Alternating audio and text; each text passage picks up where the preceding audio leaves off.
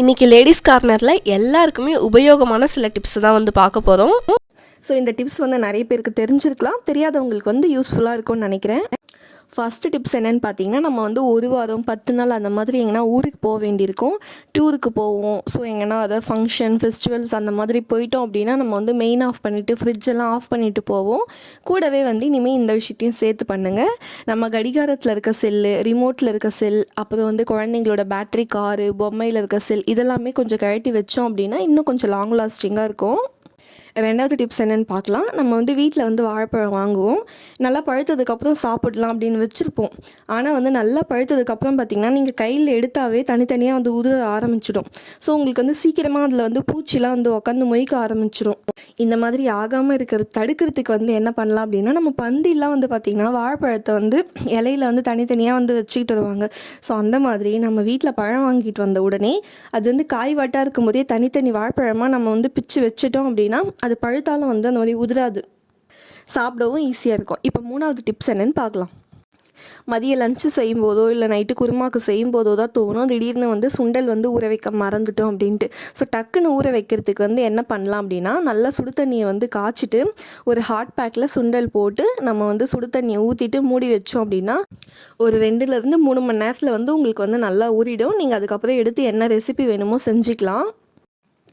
4வது டிப்ஸ் என்னென்னு பார்க்கலாம். நம்ம வந்து வெண்பொங்கல் செய்யும்போது பாசிப்பருப்பை வந்து ட்ரை ரோஸ்ட் பண்ணிவிட்டு அதுக்கப்புறம் அரிசி கூட வந்து நம்ம கழுவி வேக வச்சு செய்யும்போது அது வந்து ஒரு நல்ல ஒரு வாசனை கொடுக்கும். 5வது டிப்ஸ் என்னென்னு பார்க்கலாம். நம்ம வந்து கீரை ஆயறது வந்து நிறைய பேருக்கு ரொம்ப கஷ்டமான ஒரு விஷயமா இருக்கும்.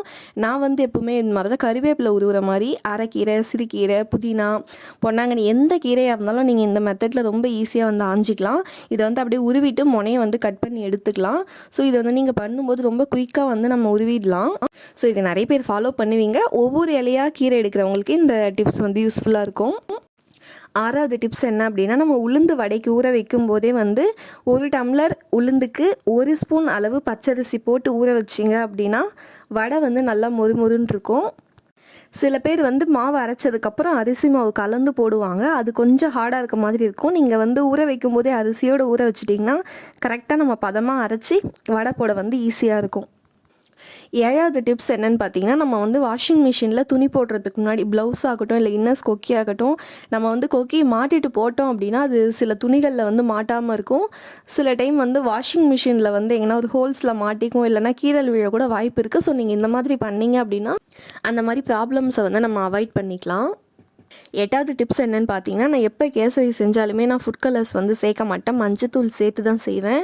நீங்கள் வந்து தண்ணியை கொதிக்க வைக்கும்போது அப்பயே வந்து மஞ்சத்தூள் போட்டுட்டீங்க அப்படின்னா அது வந்து கேசரி செஞ்சு முடிக்கும்போது நல்லா வந்து வெந்துடும். உங்களுக்கு மஞ்சத்தூள் சேர்த்த அந்த ஸ்மெல்லு எதுவுமே உங்களுக்கு வந்து வராது, ரொம்ப நல்லாயிருக்கும். ரொம்ப ஹெல்த்தியாக வந்து நம்ம இந்த மாதிரியே கேசரி வந்து பண்ணிக்கலாம். 9வது டிப்ஸ் என்னென்னு பார்க்கலாம். நம்ம வந்து ஹேண்ட்பேக் வந்து யூஸ் பண்ணுவோம், சில வாட்டி வந்து அது ஒரு சைடு வந்து பிடி வந்து அருந்து போயிடும். ஸோ அந்த ஹேண்ட்பேக் வந்து தூக்கி கடாசாமல் அதில் சில திங்ஸ் போட்டு நம்ம ஆணியில் மாட்டி வச்சுக்கலாம். நான் வந்து இந்த டூல்ஸ்லாம் போட்டு டூல்ஸ் பேக் மாதிரி யூஸ் பண்ணிகிட்ருக்கேன். இல்லைனா நம்ம இந்த Aadhaar card xerox, voter ID xerox இந்த மாதிரி ஏதாச்சும் கூட நம்ம போட்டு பீரோவோட உள்பக்கம் எஸ்ஸூக்கில் வந்து நம்ம போட்டு கூட நம்ம மாட்டி வச்சுக்கலாம். 10வது டிப்ஸ் என்னென்னு பார்க்கலாம். நம்ம இந்த க்ளூ, ஃபெவிகால் இதெல்லாம் வந்து ரெகுலராக யூஸ் பண்ண மாட்டோம். ஸோ அந்த மாதிரி இருக்கும்போது அது வந்து சீக்கிரமாக வந்து கட்டி ஆகிடும். ஸோ இதை தவிர்க்க என்ன பண்ணலாம் அப்படின்னா, நம்ம யூஸ் பண்ணி முடிச்சதுக்கப்புறம் சில ட்ராப்ஸ் வந்து அதில் தண்ணி போட்டு நம்ம க்ளோஸ் பண்ணி வச்சிடலாம். எப்போ வேணுமோ அந்த தண்ணியை வந்து நம்ம இருத்துட்டு நம்ம அதை யூஸ் பண்ணிவிட்டு திரும்ப தண்ணி ஊற்றி வச்சுட்டோம் அப்படின்னா அது வந்து எப்போவுமே வந்து கட்டி ஆகாது, ரொம்ப நாளைக்கு வந்து நம்ம யூஸ் பண்ணிக்கலாம். 11வது டிப்ஸ் என்னென்னு பார்க்கலாம். நம்ம கடிகாரம், ரிமோட் இதெல்லாம் வந்து செல்லு வந்து ஒர்க் ஆகலை அப்படின்னா தூக்கி வந்து போட்டுருவோம். ஸோ அப்படி பண்ணாமல் அந்த செல்லை கழட்டி வெயிலில் வந்து நல்லா ஒரு 2 நாளைக்கு வச்சுட்டு யூஸ் பண்ணோம் அப்படின்னா அது இன்னும் ஒரு 2 நாள் இல்லை 1 வாரம் வந்து நல்லா யூஸ் ஆகும். இல்லை மழை காலமாக இருக்குது, வெயிலில் வைக்க முடியல அப்படின்னா அந்த கம்பளி இருக்கும் இல்லையா, போத்திக்கிற கம்பளியில் வந்து இந்த செல்லை வச்சு நல்லா பரபரன்னு தேய்ச்சோம் அப்படின்னா அது வந்து கொஞ்சம் ஹீட் ஆகிடும். ஸோ நீங்கள் அதுக்கப்புறம் கூட நீங்கள் யூஸ் பண்ணிக்கலாம். 12வது டிப்ஸ் என்னென்னு பார்த்தீங்கன்னா, தேங்காய் உடைச்சதுக்கப்புறம் ஒரு மூடியை வந்து நம்ம யூஸ் பண்ணிவிடுவோம், இன்னொரு மூடியை அப்படியே ஃப்ரிட்ஜில் வச்சு கலர் மாதிரி வீணாக போயிடும். ஸோ தேங்காய் எப்படி ஸ்டோர் பண்ணலான்னு பார்க்கலாம். நான் எப்பவுமே தேங்காய் உடைச்சதுக்கப்புறம் அதை நல்லா வாஷ் பண்ணிவிட்டு ஒரு அகலமான கிண்ணத்தில் தேங்காவை இந்த மாதிரி வந்து அடுக்கிட்டு நல்லா முழுகிற அளவுக்கு தண்ணி ஊற்றி மூடி வச்சுடுவேன். இந்த தண்ணி வந்து நம்ம டெய்லி மாற்றிக்கிட்டே இருக்கணும், புது தண்ணி, அப்போ தான் வந்து இது வந்து அழுகாமல் நல்லாயிருக்கும். இந்த மெத்தடில் நீங்கள் தேங்காய் ஸ்டோர் பண்ணி பாருங்கள், ஒரு வாரம் ஆனாலும் கெடாது, நல்லா ஃப்ரெஷ்ஷாகவே இருக்கும். ஸோ ட்ரை பண்ணி பார்த்துட்டு கமெண்ட் பண்ணுங்கள். 13வது டிப்ஸ் என்னென்னா, நம்ம வீட்டில் வயசானவங்க இருந்தாங்க அப்படின்னா அவங்க வந்து ப்ளவுஸில் வந்து கொக்கி மாட்டுறதுக்கு ரொம்பவே சிரமப்படுவாங்க. ஸோ அவங்களுக்கு வந்து நம்ம துணி தைக்கும் போதே வந்து ப்ளவுஸை விட கான்ட்ராஸ்ட் கலரில் வந்து அந்த கொக்கி மாட்டுறது வந்து தைக்க சொல்லி கொடுக்கலாம். ஸோ இந்த மாதிரி பண்ணும்போது அவங்க ரொம்ப சுலபமாக வந்து கொக்கி வந்து மாட்டிக்கலாம். 14வது டிப்ஸ் என்னென்னு பார்க்கலாம். வீட்டில் வந்து அடிக்கடி யூஸ் பண்ணாமல் சில பொருள் வச்சுருப்போம். இப்போ வந்து குடை எடுத்துக்கிட்டிங்க அப்படின்னா அது வந்து மழை காலத்தில் மட்டும்தான் யூஸ் பண்ணுவோம். அப்புறம் தூக்கி அப்படியே செல்ஃபில் வைப்போம். அது வந்து டஸ்ட் ஆகி அது வந்து பழசாகி வீணாகவே போயிடும். ஸோ அது பிளாஸ்டிக் கவரில் போட்டு நீங்கள் லப்பர் பேண்ட் கட்டி போட்டுட்டீங்க அப்படின்னா அது வந்து நல்லா புதுசு மாதிரி இருக்கும். இதே மாதிரி இந்த முறுக்கு குழல், இடியாப்ப அச்சு இதெல்லாம் வந்து நம்ம ரெகுலராக எடுக்க மாட்டோம். ஒரு மந்த்லி ஒன்ஸ் வந்து நீங்கள் இடியாப்ப அச்சு எடுக்கிறதா இருந்தாலும் சரி, ஒரு கவரில் போட்டு வச்சுட்டிங்க அப்படின்னா உங்களுக்கு வந்து அது அழுக்காகாது. அச்சு வந்து முக்கியமாக தொலையாது. நம்ம அவசரத்துக்கு வந்து அந்த அச்சு தேடிட்டு இருப்போம். அதே மாதிரி இந்த குழிப்பணியார சட்டி ஆகட்டும், சல்லடை ஆகட்டும், இதெல்லாமே கூட இதே மாதிரி நீங்கள் கவர் போட்டு வச்சுக்கலாம். வீட்டில் வந்து 2-3 குக்கர் எல்லாருமே வந்து வச்சுருப்போம். ஆனால் டெய்லி யூஸ்க்கு வந்து அந்த எல்லாமே யூஸ் பண்ண மாட்டோம். ஒரு குக்கர்லாம் வந்து பார்த்திங்கன்னா ஒரு ஃபெஸ்டிவல் டைம்லேயும் கொஞ்சம் பெருசாக இருக்கும். ஸோ அடிக்கடி எடுக்காத இந்த மாதிரி குக்கர்ஸையும் வந்து நம்ம கவர் போட்டு மூடி வச்சிடலாம்.